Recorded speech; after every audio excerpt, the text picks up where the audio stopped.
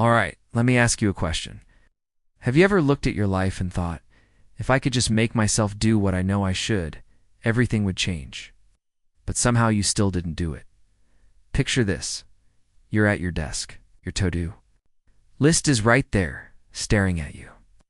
You click on a motivational video, and for about 5 glorious minutes, you're convinced you're unstoppable. And then you're scrolling TikTok watching a cat dance to a remix of the Titanic theme song? Let me tell you, my friend, winning in life has nothing to do with feeling like it. It's about mastering the skill of making yourself take action, especially when every part of you wants to do anything else. This is the art of forcing yourself to win. Chapter 1. Why motivation lies to you. Imagine this. You get home from work and tell yourself tonight's the night. I'm finally going to tackle that thing I've been avoiding. You even make a cup of coffee for the extra boost. You sit down, open your laptop, and somehow an hour later, you're reorganizing your Spotify playlist instead.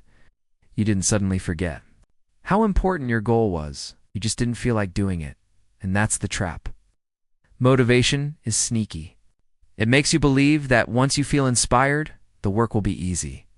But motivation isn't a reliable power source. It's an emotion, and emotions change.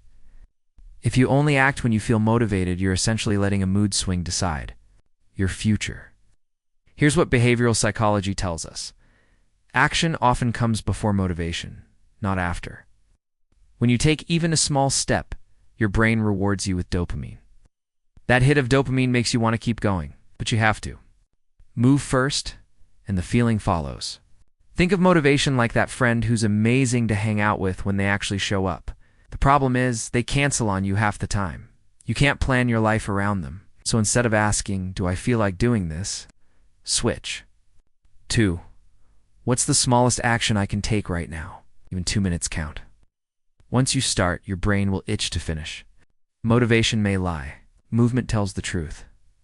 Chapter 2. Building internal pressure.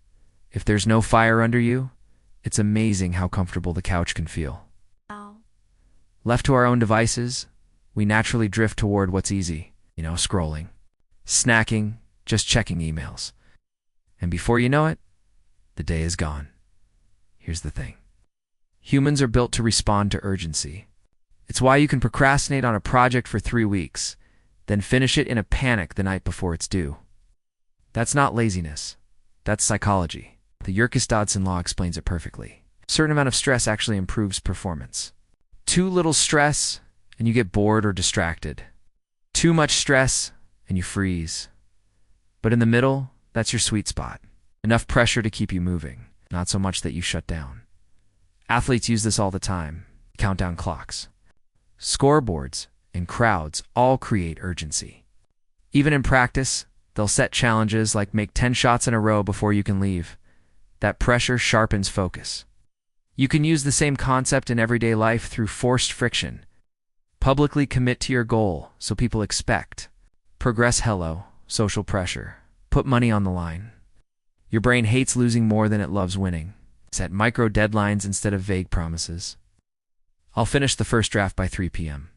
Works better than I'll work on it this week. The goal isn't to stress yourself into burnout. It's to engineer just enough pressure to make inaction uncomfortable. Because once staying the same feels worse than moving forward, movement becomes automatic. Chapter 3. The identity override most.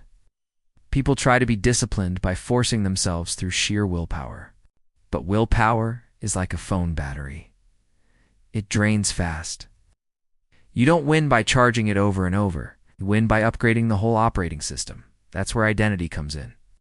James Clear in Atomic Habits explains that every action you take is a vote for the type of person you believe you are. When you act like a winner, even in small ways, you start to see yourself as one. And when that identity takes root, the hard things stop, feeling like forced effort. They just feel normal. Think of it like switching your phone's OS. If you go from an outdated, glitchy system to a new one, the entire experience changes. You don't have to try to make it work. The new settings just run in the background. The same applies to you. You see yourself as someone who always finishes what they start. Finishing things becomes second nature. If you see yourself as the kind of person who's always late, guess what? You'll keep proving yourself right. Here's your practical move. Name your identity shift. Don't say, I'm trying to wake up early. Say, I'm the type of person who gets up before the world wakes up. Don't say, I'm going to try and eat healthier. Say, I'm the kind of person who fuels my body for performance. When identity leads, actions follow. And once your identity shifts, you no longer have to force yourself. You just do what that kind of person does.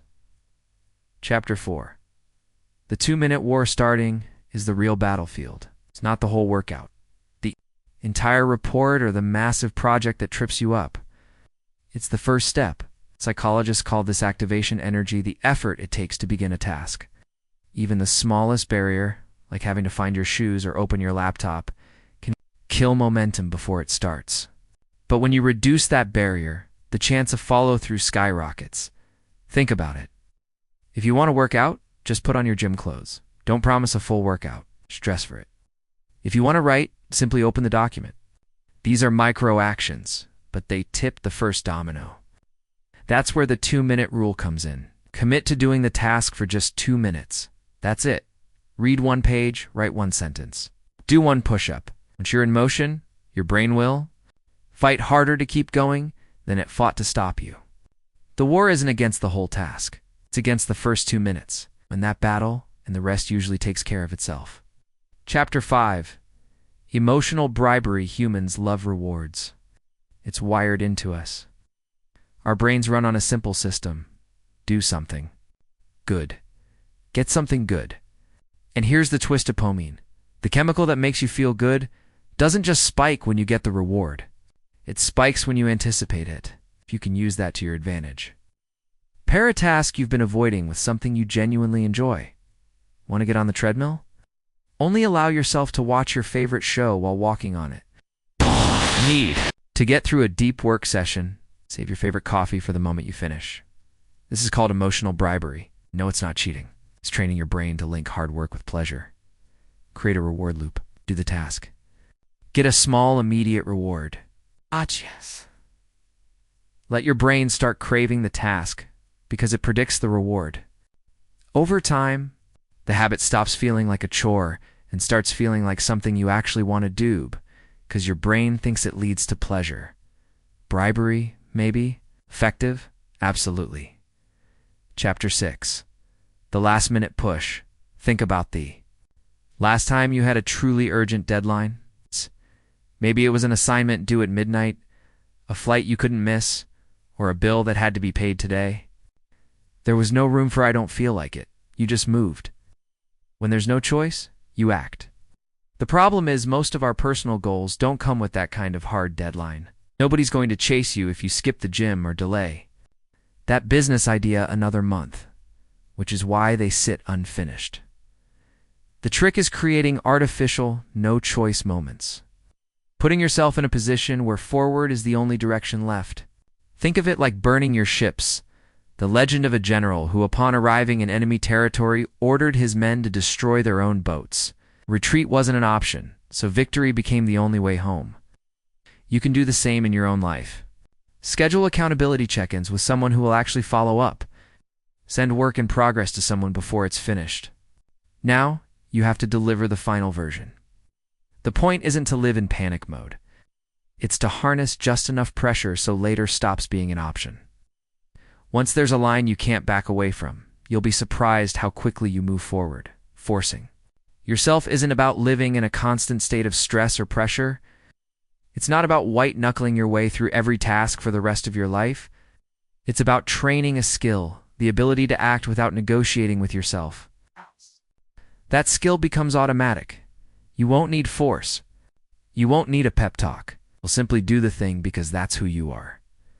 Now, here's your action step. Pick one area of your life you've been procrastinating on. Just one.